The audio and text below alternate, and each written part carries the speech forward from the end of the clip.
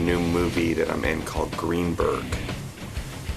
And I think that's all we'll talk about. I've told them they have to limit the interview just to the movie. I'm sure that they'll abide by those rules.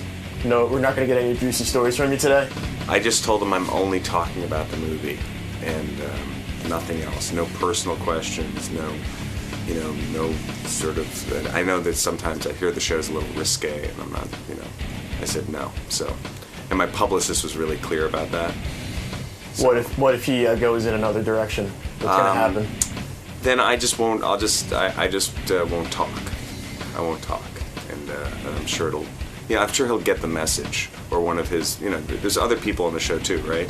Yeah, there's a couple. Yeah, and I think if I don't say anything, then he'll understand. Okay, just stick with the, ask me questions about the character. Let's hope. Yeah. I'm pretty confident it's gonna happen. All right, man. Have fun in there. All right, today. thank you. Ben Stiller's here. I'm anxious to talk to him. He's got a really cool new movie coming out called Greenberg. I've been reading about it, and I like what I'm reading. Yeah? Like, this is something that really interests me. There he is. That's There the famous he is. Ben Stiller. Hello. Hey, Ben. Hi, Good seeing you. I like the idea of this new movie, Greenberg. I didn't know anything about it. It got on my What is radar Greenberg? a couple of days ago. I was reading. I think it's a movie I did. Yeah, Noah Baumbach wrote it and directed it, and it's about a guy who's like 41 and sort of hasn't really done anything with his life, and sort of getting to that point. Is he living with his parents? No, he's not that. No, he's Not that bad. I thought he was living with his parents, and then he decides to get his band together again. Yeah, his rock band. he's house sitting for his brother. Okay. And is this okay? Yeah, that works. He's house sitting for his brother. He comes out to L.A. He's living in New York, and he comes to house sit for his brother. And he doesn't really have anything going on in his life. He's just sort of spent a couple of weeks in a psychiatric hospital. Great. And he had a band when he was about 20. They had an opportunity to get a record deal. It didn't happen. He turned it down. He was very idealistic at the time. He sort of had a guy who really felt like he sort of knew more than he did, and the guy criticizes everybody else, can't really look at himself. So he's got to this point in his life now where nothing's really happened for him the way he wanted it to happen. So is it a comedy or is it? Yeah, it's a comedy, but it's a Noah Baumbach movie. He made Squid and the Whale and Margaret at the Wedding. So there's humor, but it's real characters, and it's kind of it's a kind of a love story between him and this 25-year-old girl he meets who is his brother's assistant. Who's the girl? Her name is Greta Gerwig. Super hot. She's beautiful. She's Hey, beautiful. poor you. And she's a great actress. How are you holding your whole marriage together when you have to work with these broads? I mean, honestly, come clean about that. How do you do it? You just, it's work. You know what I mean? It's work. And how do you even now, at this point in your career, know what movie to pick? Because after, like the last time you were here, you were opening up like Night at the Museum 2. Right. Thing made like the first week or so $143 million or something crazy like that. So now don't you get kind of like spooked in a way? Like No, I'm looking to do movies that are interesting and different. And this was a great. I mean, I love Noah's movies. So when he sent me the script, I was like, I would have done anything he sent me. do you ever get scared when you see a script that I can't pull this off, I can't do it? Yeah, sure. So you turn down stuff when you go, you know what, this is a cool script, but I don't think I can pull this off. I think there's certain. I think it's that constant thing where you're thinking, like, what will be challenging, what will be interesting, what will be a little bit scary, what do I think that I can, feels right. But like Night at the Museum is easy for you because it's a comedy. It's the kind of thing it's physical. It's more familiar for sure. Right. Yeah, and something like Greenberg is exciting because it's challenging. It's different. It's the kind of movie I would like to go and see. Do you worry about box office? Like this is a smaller movie. In other words, it's not opening nationwide. Right. And what do you get for a movie like this? Because you're a big box office, and You don't get much. Yeah? Yeah. No, You take a pass on the big payday. Yeah, it's not about the money at all. It's about trying to do a good movie and work with somebody you want to work with. But if some fluke it becomes huge, you get a piece of the back end, right? Yeah, it's a sort of thing where if the movie does well, everybody does okay. But it's not about that. This kind of movie is never going to be. It's never going to get released on that many screens. But do you ever sit there and say to yourself while you're filming this thing, and you probably have to put a year of your life at least into this thing? Well, for me, it's probably about 4 or 5 months. But do you ever say to yourself, gee, for these 4 or 5 months, I could be doing a big budget picture and making a fortune? No, because it's the kind of movie that I want to be doing. So is this a bid to get an Oscar? Is that what we're doing? Not a bid. You want an Oscar? That's what the Night at the Museum movies are. You see, I think you do something very smart. Like you'll do, Meet the Fockers. You'll do something about Mary. You'll do, and then you do like a serious movie here and there.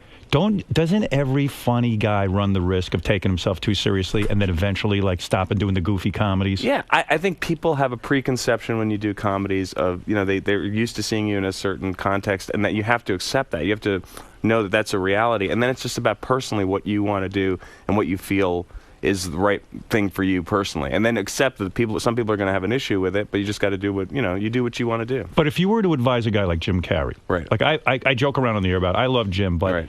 I love Ace Ventura. I love when he was goofy. I love when he talked out of his ass. And it's almost like all of a sudden that just wasn't acceptable to him. Like he couldn't do that anymore. But that's his prerogative. I think, the guy, like, he's done everything you could do in comedy. I think it's, it's up to him to do whatever he wants to do. It's going to interest him. If people want to come along, fine. If they don't. But you walked out. I don't think he cares. I think he just wants to do, stuff that's interesting to him. Not that, I haven't talked to him about it. But you walked out on the Academy Awards dressed up as a Na'vi. Right. And you're still willing to do that. You knew like, I'm sure a part of you says, you know what? I've made a lot of movies now. I've made a lot of money.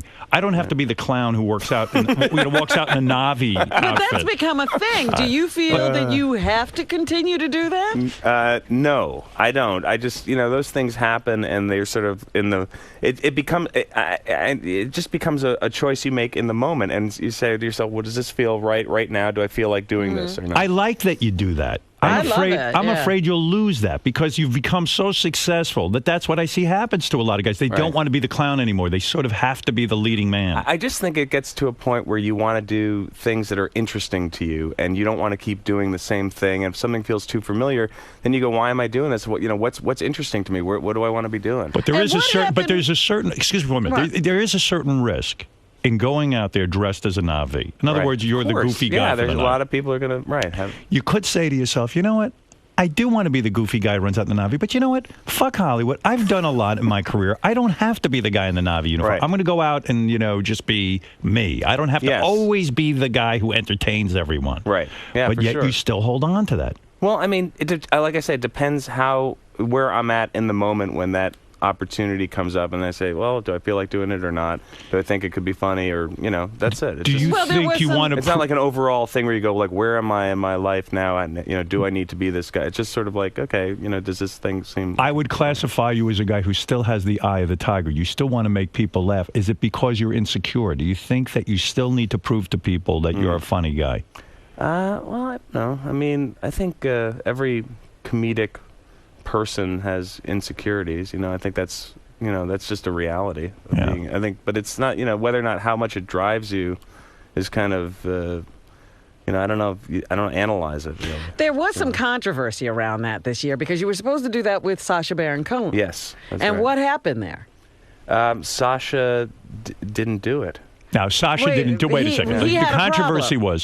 was you and Sacha Baron Cohen were going to do a bit together as the Na'vi. That's right. All right.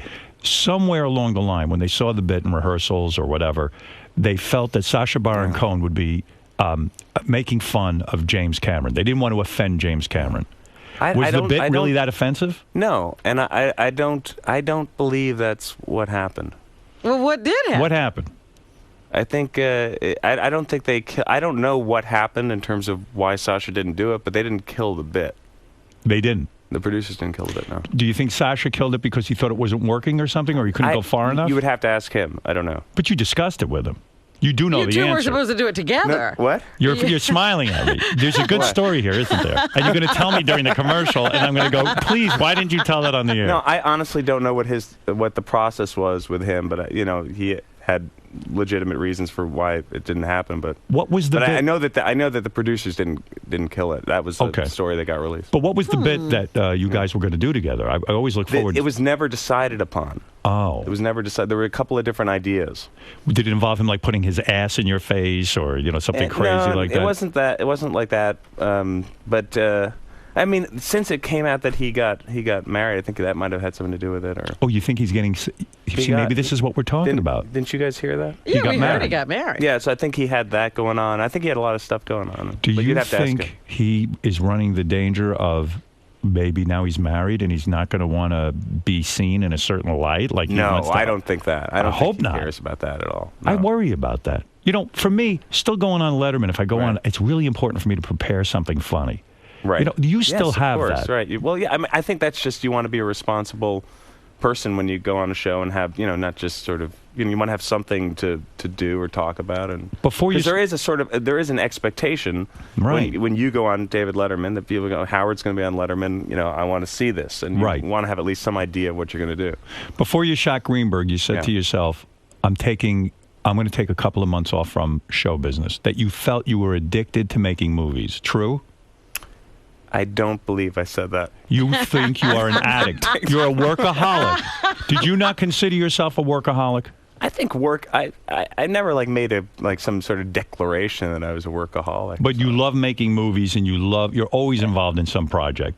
Yeah, I mean that's what I do. I enjoy that. And you decided to take time off to get to know yourself again. No, what was it? No, was it a spiritual reawakening?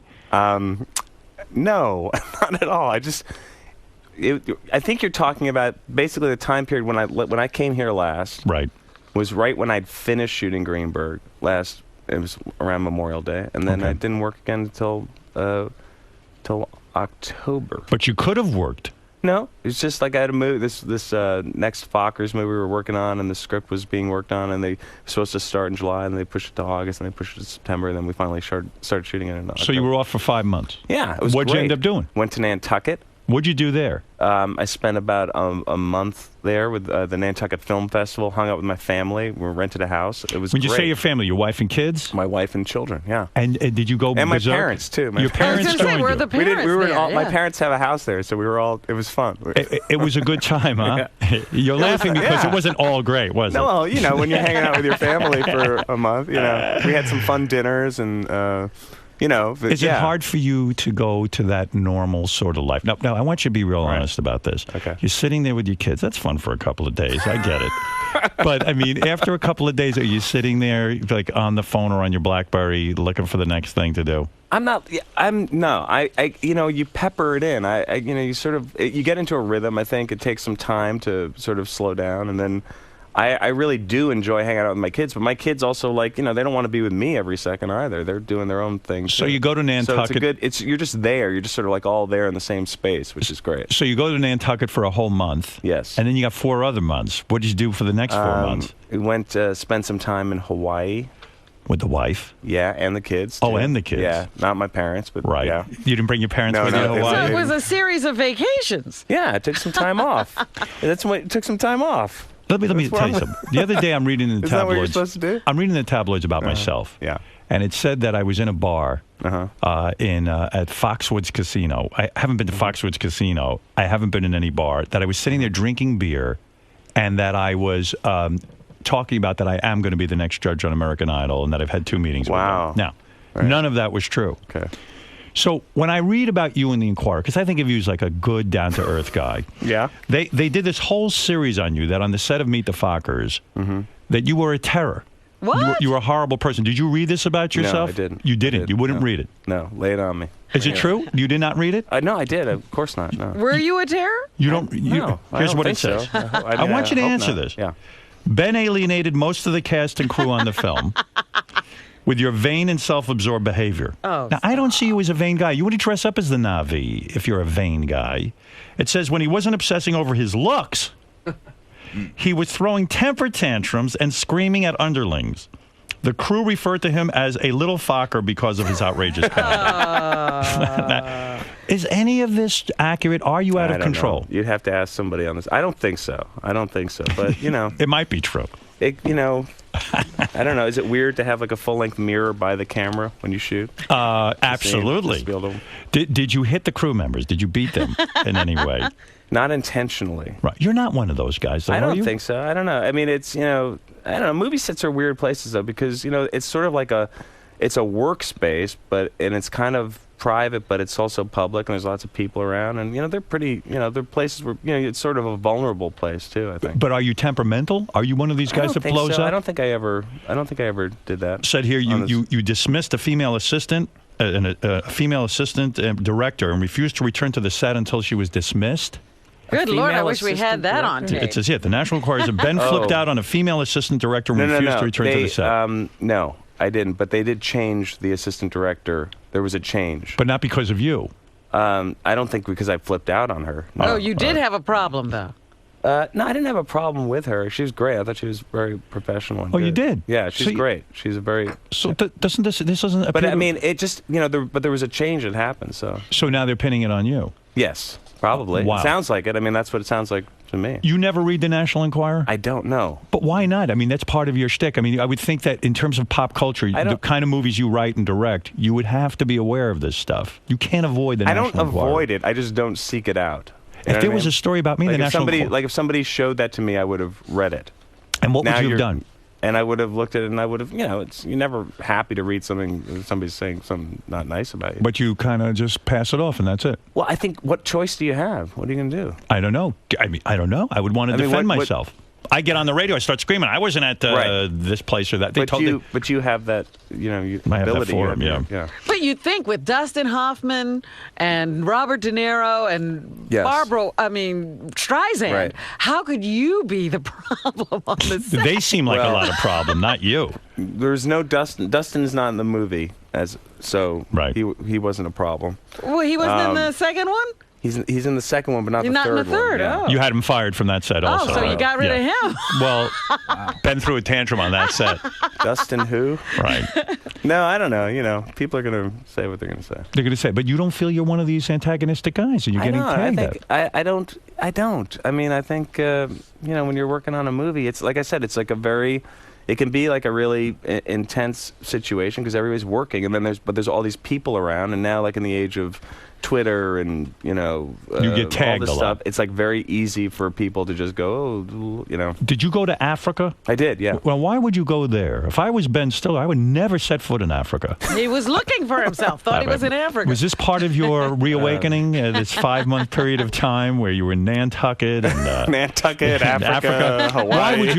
Why would you go to Africa? I would never set foot there. I'm scared to death of Africa. It's just because it's there. It's an amazing place. I went last year. I went to Uganda. Right. And then Uganda. Yeah. Oh my God. Yeah. Don't they eat people in Uganda? No. There's cannibalism. No. There isn't? No. They have some questionable laws about homosexuality there that are wrong. Right. But I went there to change that? No, I had nothing to do with that. You were unable to change the homosexuality laws? I went for a gay rights parade in Kampala. Are you like Dave Chappelle searching for your roots in Africa? Yeah, I didn't find them there. Right. No, I went there. I went there just with a trip with Save the Children last January, and then a fact-finding mission. Fact-finding mission. Robin was recently on one in Guatemala. Yeah, we found some real good facts there. You were in Uganda. You probably ate people. You just didn't know it. I saw a cow being slaughtered. Yeah, it's that kind of thing. That's tough to see. But then this year I went to. We went to Lagos, Nigeria. This was just for a movie that it might be directing. Now, you're going to direct? Yeah. Now, did you get Lyme disease in Africa? I read that report. You got that? I don't know. Oh, I don't know. know. I was talking about this on Letterman that my knee. I've had a really bad knee issue. I hyperextended my knee. I stepped in a ditch in Africa, and then a few weeks later, it just started getting tight. And they've been doing tests. They don't know, and the doctor thinks I might have Lyme disease, which I said on David Letterman. I said I was happy that I might have Lyme disease because it meant he wouldn't have to operate. And then I read that the Lyme disease people got upset that I was making a joke about Lyme disease, and of course I'm not trying to make Lyme disease like it's not. Can't you find out easily if you have Lyme disease? No, you know what? These tests, they do all these tests, and it's I never realized how many blood tests they can do on you. But if you had Lyme disease, you'd have sore throats, you'd have colds. But my son got Lyme disease in Nantucket last summer. Yeah, they get tons of ticks. Yeah, and I've been feeling slightly under the weather. But there's nothing wrong with you. You're fine. I feel like I'm all right. Well, you should never go to Africa. No, it's an amazing place, Harry, and you would love it if you went. I can't Have you imagine. Been there? You haven't been there, Robin. No, I refuse to allow her to go. Oh, stop! He tried to stop me from going to Guatemala. Can you imagine? Going to Africa. Show Ben the picture of the food they served Robin in Guatemala. Take a look at this on the monitor. Look at it. That she went to a Mayan. What is that? Doesn't it look like couscous and carrots? Doesn't it look like a bowl of diarrhea with a duty in it? I mean, honestly, be serious. It looks like a hearty beef stew type of thing. A hearty beef stew. Where? Like a hungry man, sort of. That bowl looks like I don't know where that bowl has been. Well, yeah, I mean, that spoon's never been cleaned. But that's a good thing about going to these places. That, you get so used to having all these amenities in your life and a certain level of living that it's great to go somewhere and say, okay, this is not the way most of the world lives, and we are. Lucky. Now I heard. Very lucky. I've never been to fortunate. Africa, but Right. but were there a lot of black people there? Do you see A lot of black You see a people. lot of. Do you ever Yeah. feel like you're Tarzan, like you're the only white guy Yes, around? you feel extremely white there. Right. And, yeah. and do the natives stare at you, and do they point at you? No, well, it depends where you go. Like in Nigeria, there's in Lagos, there's so few tourists who go there that it's more like you are like an oddity. It's like what's the white guy doing here? Then you go to South Africa, and I think there's a real feeling of there's a tense sort of there's an antipathy, I think, as a result of apartheid that's very real. And then you go to a place like Mozambique, and it's much more laid back. And you're a different guy than I am. I wouldn't go to any of But these isn't it places. interesting to experience that and know those things on a first-hand basis? For sure, and I think it just changes your perspective of on your life. I recently got in trouble. I said, people in Hollywood don't hire people the size of Gabby Sibidet. And they think that I was coming out against her, that I'm a terrible person. I see all your movies. You don't co-star with obese women. I see name all the big names. I don't see Tom Cruise in movies with obese women. I'm not the problem. Hollywood's the problem, Ben. Well, I think you're hitting on something. Yeah, which is a real thing. And I'm now the enemy. Yeah. See what I mean? No, I don't care. Well, I don't see, but you shouldn't care what people. You shouldn't read the National Enquirer. I read all that shit, and I care. Trust me, I do. Now, what is it like when Night at the Museum goes to 143 million? Is it insane? I mean, what happens? Do you get a blowjob from your wife? I mean, what happens? I mean, what goes down? Yeah. I don't know. It's a feeling of that it's you hope that if there's a first movie that comes out, right? So it does and it performs in a certain way. Then there's obviously an expectation if there's a sequel that it's going to do a certain. Do you believe your career? I mean, I don't. No. Look how many movies you made. There's a pile of how many movies you made. I know. Well, that's not. I don't think that's a mark of anything. The Of course number it is. of movies that you've made. Absolutely is. I've made way too many movies. I believe in quantity over quality. I wish I could have made half these amount of movies. I don't Look think at that's an accomplishment. Really, Reality to me. Bites, Flirting with Disaster. But that's also just time. Time goes by. And Yeah, but I mean, you've got some career, and don't you think that I feel you very don't get? fortunate to still be making movies. Do you think you get the respect you deserve in this business? I don't. You don't what? I don't get into that too much because I don't think you do. You have to be. Thank you, Howard. I guess. Thank you. You're welcome. But I mean, I'm not going to get into a whole thing about, I think you have to be grateful for what you have. What is the combined gross of all the movies you've made together? You know the answer to that. I honestly don't know what that. Are you over $1 billion? What? I don't equate the gross of a movie. I do. In any way with, first of all, my personal sense of self. Okay. 'Cause You really it should. doesn't relate to that. That's a bad self-image. You should always equate your box office gross with who you are and how you feel about yourself. Well, then you have to, you're vulnerable to that. The new movie is called Greenberg. Why select theaters? What are they worried about here? I think it's going to be on 160 screens. So You're okay with that? Yeah, it's the kind of movie that's it's called platforming. You start out in a few theaters and you open up in a few more theaters. And Does that work out? let word of mouth grow, and Sounds like a cool movie. I think it's a really good movie. And Why is this movie not in 3D? Yeah, everything's in 3D this now. movie you don't want to be in 3D? Will believe you me. make a 3D Really- movie eventually? I hope not. Yeah, I by the way, I don't mean to be You have shallow. come out against 3D. Right. I'm against it. Yeah. It's making me mental now. They're talking about James Bond being 3D. The Catholic channel. I'm the- against it too. The Catholic Church is putting out 3D programming. I mean, it's too much Did for you see me. the front page of the New York Times today? No, I haven't read it yet. You don't want to see that in 3D. What's going on? It's just it's about the 3D. the Catholic priests and the Oh. deaf children. Right, and- right, I didn't know. Yeah, right. yeah. That I would want to see in 3D, I think. But I love Yeah, 2D. Yeah? If you care, Ben's movies have grossed somewhere between $3.5 and $4 billion. Wow. So you're low at 1. I just read a report on you looking at a $15 million apartment in Manhattan. What? Look at you. What are you reading? I read everything Enquirer? about you. That's got to be the Listen, Enquirer. I only read about people who gross over $100 million. You can a film. look, right? You can look. Are you shopping for an apartment in Manhattan? I would love to live in New York. We have an apartment in Manhattan. I'm very happy that we have one. Is it true you looked at a $15 million apartment? I might have, but I don't. That's a lot of. I don't think I would. I wonder what that's your a lot to personal pay. worth is. Oh, Do you care to share that with us right now? No. Why not? because it's who cares? You're worth over $100 million, aren't you? Who cares? And it's not. I care. It's not because I don't talk to people worth less than $100 million. You're like you. We can talk about your personal worth because we not know like you, pal. You make a thing about it, and it's, Wait and a it's second, enjoyable. Ben. Yeah, nobody cares. It doesn't matter. Robin cares. She's so shallow. That was not my question. asking That about was that. not my question.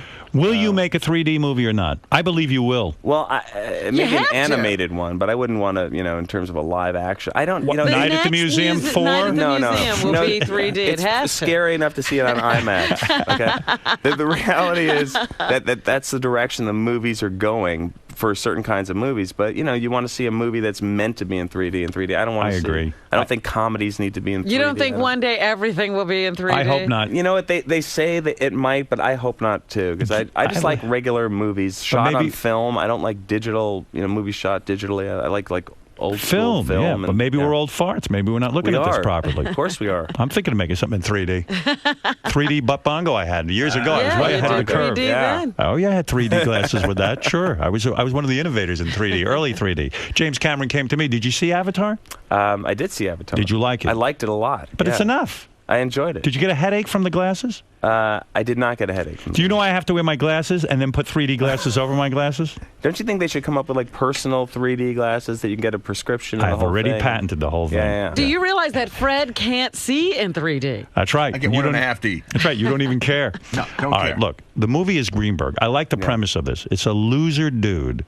Can't get anything going. It's a guy. Yeah, it's a guy who hasn't really amounted to what he thought he was going to be, but he hasn't really faced himself. And it's really kind of a romantic story because he meets this other Love scenes person. with the hot girl? Mm-hmm. No kidding. Yeah, awkward. What is your wife? And I want you to be Awkward honest. scenes, yeah. What is it like when you come home after making a love scene? I know your wife gets jealous. Do True. you feel like you cheated? No, because it's a movie. Of course it's not. Like, you're in a room with a bunch of people who are, tweeting about how, No, but you tweeting about what a wreck you are on the set. What a horror you are. What a monster you are. What? And you don't get a boner during these scenes. Oh, You no. do. No. Stop it. You know what? It's so far from that, Howard. If you could be there when this is happening, I've done a love scene and I had a boner. Right? Really? Oh, of course. I was in a Well- tub with a naked chick. I had a full raging hard-on in my movie. Wow. I couldn't control that. Yeah, I'm much more self-conscious, and it's not really that kind of thing. It's just, and it's awkward scenes because it's they're sort of emotional and. Don't you have to fall a little bit in love with the woman that you're co-starring with in order to make it real? Yes, for sure. I think you have to do that, but you have to also know the boundaries of it and know that this is, a relationship that's, for on screen and it's not real. But you have to invest it with reality in the moment. But then when it's over, it's Your wife's an actress. She knows my wife's amazing. She falls in love in the set constantly. She knows what you're up to. Is it awkward when I don't ask her about that. Is it awkward when you come home after? She knows the days you shoot the love scenes. We don't talk about it. We don't get into it. You don't. Yeah, she knows their days. And I think we just sort of have this agreement. It's like, all right, you do your work, and we're not going to get into it. And you're not going to get as much as you love your wife. I know you got a good marriage. Your wife's a lovely, beautiful woman. She's great. But you come home from the set. You've worked with a girl all day. The girl's on your mind. It's got to affect you a little bit, and you got to say to yourself, "Damn, I could have that. I mean, I could have all of that." You do say that. You're a man. I'm a man. I don't. Stop it. If you say no, I'm going to throw you out of here. I'm not saying that. Look, we're men. Okay. Now we're talking. But the reality is, it's the reality of a movie set, and everybody is there to do a job, and you create that atmosphere in the moment. But then, do you like how I'm doing all this? I was going to say, how did you get so adult? You look like you're palming your co-star's ass. I with know. that. I don't know. It's all. Even if there's that feeling, that's not real. Because how many people do you see who get together on movies? Right? Yes. Actors leave their spouses and they get together with the person that they did the movie with, and they had the romance. And how long does that last? Not long. Right? Yeah. Because people get caught up in the non-reality of the movie set, and they think it's real, and they get all excited, and and then it falls apart. Were you fully nude with this girl? No. What? No. What was she wearing? You were fully nude, weren't you? Did you demand penetration? Nobody wants that. No. Nobody wants that. Nobody wants that. No, it's no. Wow. But she was great. She was topless? No, she's a great actress, and she has. What was she wearing during these scenes? She was wearing. They're all awkward Panties? scenes. They're awkward. very realistic. What cup size is she? She's I don't know. Oh, you know exactly. She's a beautiful young woman, and she's a very good actress. And no kidding. Yeah. Oh, poor you. Greta Gerwig. She has a real future ahead of her. You and Jennifer Aniston never got it on, did you? When you were No. You guys did a movie together. Yes, we did. Yeah. Did she wear pasties on her nipples? This girl you worked with in Greenberg. No, it wasn't that kind of movie. All right. This was it was like Where did you finish? Oh my goodness. The film was shot in Los Angeles. I see. You rapped over there, as they say. It was a good experience, though. All right, look, you're doing very well in your life, is what you're here to say. And your marriage is good. Your sex life is good. It's pretty good. A couple times a week. It's I think any marriage is cyclical. Oh, isn't it? It's cyclical. I don't know. I've never been married. Sick or sick? I'm looking at you. No, you. In other words, you have periods of time where there's a lot of sex, and then suddenly there's a dry spell. Yeah, but I don't think it's based on anything other than life. You're married 10 years, but that connection I think is very important in a relationship. It is. And you can't fake that. Well, I'm happy for you. Thank you, Howard. I think. Yeah. Let's let two phone people, calls, two or three phone calls, and then I'll let you out of here because what do you need to be here for? I'm happy to be here. It's good to see you. It's good seeing you as well. You know what I want to ask, because you do bring this up every once in a while. You say that you very rarely make these showbiz connections, and you think that they don't work out very well. And you and Ben and your wives got together for dinner one night many years ago. Never had it happen again. I'll reveal something. Ben won't carry. Ben sent me an email a couple of days ago. Yeah. And he said, "Listen, well, I don't know what you're talking about." He chastised me. He says, "I don't know what you're talking about, but I get together anytime. We're never around, but of course we'd love to get together." Why hasn't it happened? I'll tell you on my end why. Okay. Because I have trouble reaching out. I'm not. I do too. And I sense you're similar. Yes. Which is just, you have your life. I don't have a lot of, I'm not like a big socializer. I don't have a lot of friends that I hang out. Even my close friends, I don't see them that often. We talk, we email. We get together, but it's a big deal to do that. You both are awkward. I just don't. Yes, and I don't know how to reach out like that. I don't either. It's a disaster. But then I heard that you were mentioning it on the air. Someone told me, so then I emailed you because I felt like I never did follow up. I used you as an example. Right. Well, you said you figure you're bad company because I'm not he good never wanted to get together with you. I sensed that Ben, he went out with me tonight, was fine, but I sensed that Ben had enough. And I didn't blame him. Believe me, it's not exciting going out to dinner with me. You could say it. That's not what you totally I'm not that interesting. That. It was probably a lot of work, quite frankly. No. You know what? Let's not get together. Let's keep it this way. But it's work at first when you don't know somebody, and then, you develop a... Right. But you have to keep going. I was even embarrassed when you sent me the email because I was just using you as an example. You were the first person came to mind. You had a dinner with me, and you saw really what it was. It was a big nothing, and you were disappointed. In your email that you sent me, you said, wow, word travels fast. I'm like, you're Howard Stern. I don't realize anyone's listening. Where did he think he said this? I don't know. Biggest guys in radio, word travels fast. Like Ben heard about it. It's like you mentioned it to your friend at lunch. No, you said it on the air. Well, anyway, I'm just saying. Restaurant in Manhattan. I wasn't meaning you specifically. You were the first person I thought. I said, I went out with Ben and his wife, and it was obvious. Listen. That's not, but that wasn't. It was nice, it. but it was a lot of work for him. Marianne from Brooklyn, go ahead. Hi, Ben. Hi, Howard. I love you. Ben, your movies are incredible. They're funny, and comedy's in your blood. Now, did Carol Leifer write the lines for you for that Avatar Oscar thing? Oh, did you? Now, did Carol... Did you work with the writers? Carol Leifer, we worked with the writers. Carol Leifer was one of the writers on the show, and she, there were a few people, and she was there. She's amazing. I love Carol Leifer. Yeah, we had her on the other day. She's a good guest. Yeah, and she's a great comedian. Let's go to Gary. Gary, real quick, for Ben Stiller, the movie is called Greenberg. I will be one of the people going to see it. I think you actually might. Yeah, I think I will like it. I read some reviews. It got me into it. Go ahead, Gary. Hey, Ben, quick question in regards to Tropic Thunder, which was just an absolutely phenomenal movie. Thank you. Me too. Is Robert Downey Jr. really as whacked out as he appears to be? Whacked out? Well, you see in the interview, define whacked out. He's just not quite all there. He's not operating on the same plane as everyone else. Well, I will agree with you. He's not on the same plane. I think he's a genius. I do he's too. A genius actor. I he's agree. one of those actors.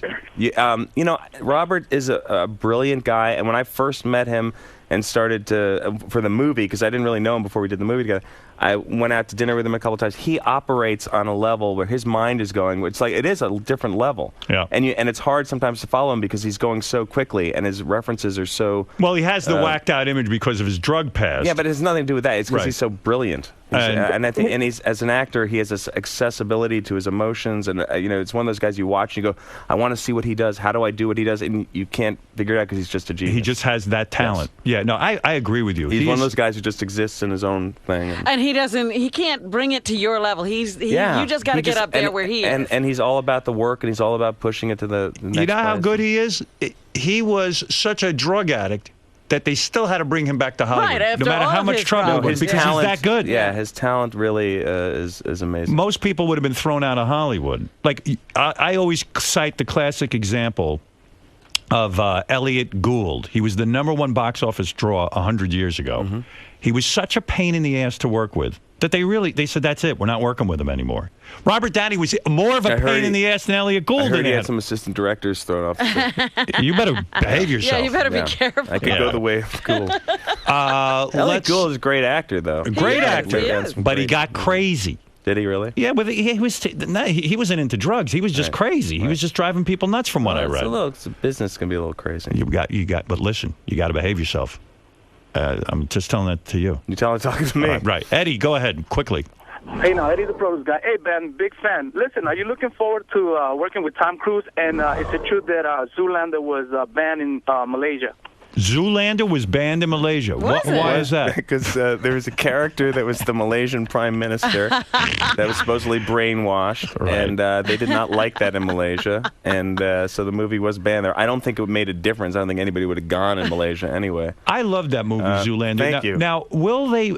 You are thinking of making a sequel to it? Yeah, we're working on a sequel. And you have even said you were disappointed in the box office on Zoolander. True? Well, it didn't have great. Great will you have trouble making Zoolander 2 if they don't? If the first one didn't make a lot of money? Well, it has had a life, Zoolander, of its own over the last 10 years. That has, enough people, I think, are interested in seeing another one that the studio wants to make one. So they do. Good. Yeah. Oh, all right. That's and cool. we had a great time doing it. And Tom Cruise is great. I love Tom Cruise. And there was something about Tom Cruise, right? There was he asked if we're looking forward to working with him. You guys doing something else? Yeah, we've got a couple of things we're trying to figure out. And is he trying to push the Scientology on you or not? Nope. I think you should become a Scientologist for Tom. Do you feel bad if he doesn't offer you Scientology? Like, what is wrong with me? What is wrong with you that you don't get offered Scientology? He offers Scientology to everyone, and yet he doesn't even. He looks at you and says, "I don't want you." He's no Scientology. He's no Theta 7. There's nothing in him. How do you feel about it? I think I'm insecure about it. I am, Howard. You hanging with him in what is it? I see him every once in a while. No Katie kidding. Holmes? Socially? Yeah. Is he more fun than me socially? He is. Be honest. No, I put it in the same place, which is guys who I really respect and like and are friendly with, but am a little bit sort of like, intimidated in terms of like trying to figure out what the personal friendship is, because I want it to be good. And what'd you do with Tom Cruise that you couldn't do with me? We went to dinner. What, do you go to dinner with him? I've gone to dinner with him, yes. You did. Where'd you go with him? We've gone, we didn't go to the place we went to. I would think it's more effort talking to him than me. I like talking to both of you. You did? Yeah. I'm such a Have you ever gone to dinner with him? Tom? Yeah. Are you kidding? He's looking for me. You know what I wonder? Have you ever hung out families with the Cruises and the... Yeah. Oh, really? So you've seen Suri? Your kids can play with Suri? Yeah, she's that's a great honor. Beautiful young lady. Yeah. Your kids get to play with Suri? That's fantastic. She dresses like a princess. Yeah, she's wearing heels. She wears high heels. Do you approve? Do you ever say to Tom, maybe your daughter ought to put on some flats? She's a beautiful young girl. All right, that's good. Hey, what are the rules when the kids play Howard? together? Like, do you tell your kids, listen, this kid's an important kid. Better not fuck around. Do you ever? I tell that to my kids anytime they play with anybody. Don't make me look bad. How old are your kids now? My son is 4.5. My daughter's going to be 8 next week. Yeah, they're probably going to want to go in show business. I'm trying to keep them, I would keep them out of professional show business as long as possible. We'll see what happens. That doesn't, All right, look, go see. Hey, Ben, how about working with Howard? I would love to work with Howard. Ben and I are working on a project right now. I want to become friends with Howard. Yeah, we're going to work on the we're gonna get really first. close. That's first. Yeah. Yeah. Well, all right, listen. Whatever you have available for me, I'm not available. See Ben Stiller. Okay, well, whatever movie it is, I'm not available. I'm too expensive. Tropic Thunder 2? All right, I'm in. How soon can I be there? You can be in Zoolander, too. You want to be in Zoolander? Yes, I do. Okay. I need to. But I don't want to play Howard Stern. All right, who do you want to play? I don't want cameos. I want to be a major villain. He or wants to something be like on that. the runway. I'm a terrific actor. I don't know if you realize it. I don't. I All of think you're a good Hollywood. actor. There are two people. I that like aren't- private parts. You did, I Yeah. know. There are two people who are going to have trouble in Hollywood, I feel. Me and Gabby Sidibe. Whatever it is. But why did you not ever do a movie after that? Because listen, I'll tell you why. I got offered a couple of films after that. I would look at the material, and I said to myself, I don't think it's strong. I don't think I'm going to come off well in this. And I'm not primarily an actor. I make my living doing something else. So I only want to do like the funniest, best thing. I can't take those kind of risks. I can't afford to be ridiculed doing a shitty movie. Right. You know what I mean? He has to answer those phones every day. I totally Yeah. get that, and I think it's Yeah. smart to have a sense of like what you feel is what you do, you know? Right. But you were good in the movie, and then weren't you going to do that Fart Man for a while? Wasn't that going to be a The reason I didn't do it, I felt it was too out there. Too silly. I think it would have actually been funny. The guy who wrote it is a guy named J.F. Lawton, who wrote Pretty Woman and wrote Under Siege. He had a lot of big movies. He wrote a funny script, but I didn't think the public would get it. I wanted to make a movie that the public would get. But I'm thinking with us, maybe I'll be your love interest in Zoolander 2. What do you think? I'll shave my head for it. You Who and wants I. to play I think the against look that you're type? giving me right now. I'm telling you, I'm is- feeling something. is telling me that Imagine a there love could scene be between the something. two of us. And what if That you would two run really off be together frightening. after the film? All right. I'll make you As leave long your as you wife. don't get a boner during it. How about me, you, and Gabby Sidibe in bed together?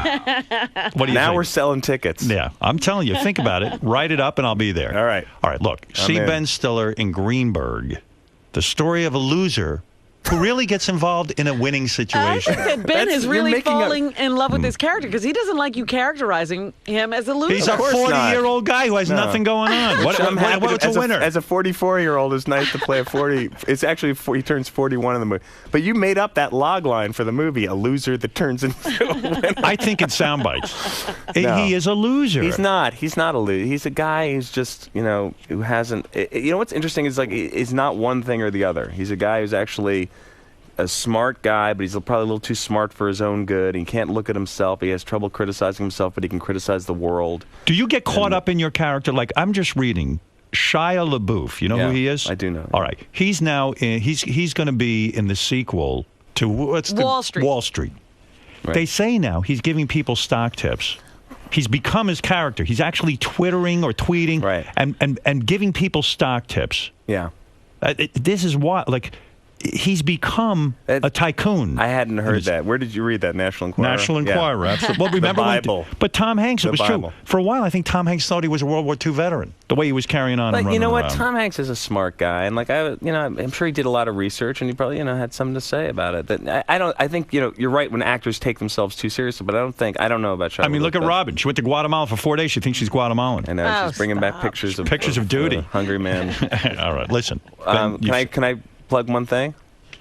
Go ahead. The night of 140 tweets. You start talking about twittering. Oh, This is what a is joke, that? right? I saw No. Sarah Silverman tweeting about yeah, that. Silverman was on, and it's very dirty, so I think you might enjoy it. There's a basically there was a Night of 140 yeah. tweets. This guy Paul Scheer, who's a very funny comedian, came up with this idea because I've been I went down to Haiti in July. I'm going to go back down. We're building temporary schools down there with What? this group called. See, you think I'm a do-gooder. He's Oh, I'm my not. God. I'm helping to raise money Major. to get. You're going to go to temporary schools built. Haiti Howard, with your kind of career? What are you doing? this is how good a guy Ben is. I don't care. He's crazy. I was watching this. Be locked This up is in a what I mental deal institution. with Are every you day. insane? You're going to go to Haiti? You got It's a great place. life. Are you miserable? It's Only an a miserable amazing place. person would go to Haiti.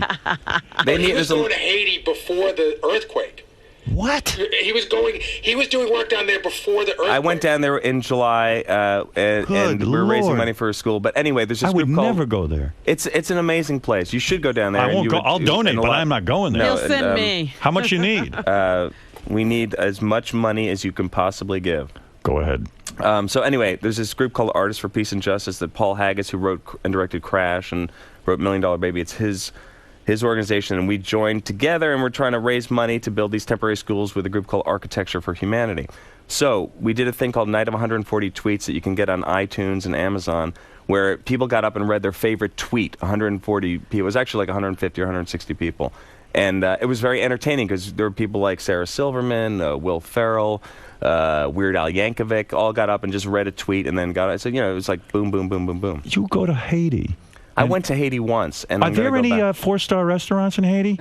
You know what? Or a Four Seasons, The I food can- there is amazing. The art, the music.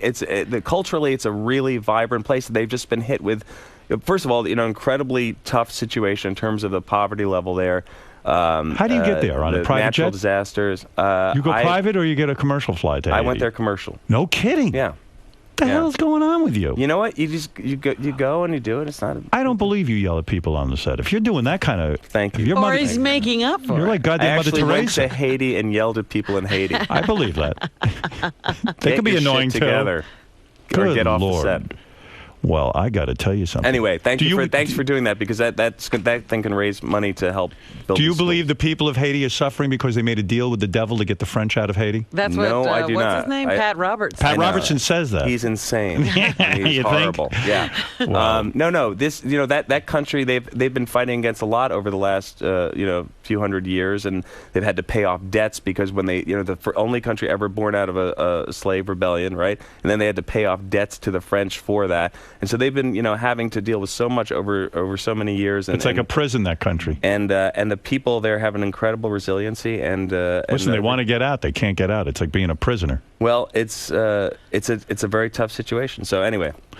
Are black people aware of how much you're helping in Africa, in Haiti? What are you? What are you running for president? I haven't polled black people recently. I'm going to ask black people if they're Do they aware. know? Do I they hope know? black people realize that you are a great savior of the black Great people. white Jewish savior. You are a great comes white to Jewish save the savior. You black really people. are. Yeah, no, it's not about. I mean, really. Howard, you could be the you great Jewish savior. You're better to black people than most black people. You're like Reverend Al Sharpton, but the real deal. You're like They should be calling him when Imus makes a mistake. That's He's right. like Tarzan. You should learn to do this. Well, this is a real honorary black man. It'd be like the oi oi oi oi. Oy vey. Well, I am impressed. Well, I wasn't trying to be to impress you. I just in want your thank own you for subtle doing that. way, you're almost like a god. Saint-like. Why like a don't you come saint-like. down? Why don't we go down to Haiti together? Come on. It wouldn't happen. It could Stern never and happen. Stiller. I'm afraid to go to Florida. I don't even want to leave New York. I don't even want to get on a But plane. you know, the thing about Haiti is it's only 2 hours from Miami. That's the thing. That's what blows your mind when you go down there. You see the level of what they've had to deal with in terms of level of poverty and the natural disasters. They had if I get a week off, I'm not going to poverty places. No, but you go down there and it opens up your perspective on everything because you realize that, first of all, you can make a difference, and secondly, that we're very, very fortunate to be living the way we're living now. You're goddamn right here. we are. That's why I'm not leaving here. He says he feels fortunate even without it. Yeah, I can feel very fortunate sitting right here. But you must tweet me and tell me what it's like when you're there. I can't wait to read all about it. I saw the pictures of Robin in Guatemala. I was heading for the hills, and I was watching on my and TV. Guatemala's beautiful. It does make you appreciative And of what I we can't have. believe, somebody said to me the other day, they said, was it really as horrible as Howard is making it out to be? I said, Howard wasn't there. It doesn't matter. I know it is. Listen, when are you going to get down to Guatemala and help out down there? That's next on my All right, list. good. Is, yeah. Look, good guy, Ben Stiller. Go see him in Greenberg. It's the story of a winner in select theaters.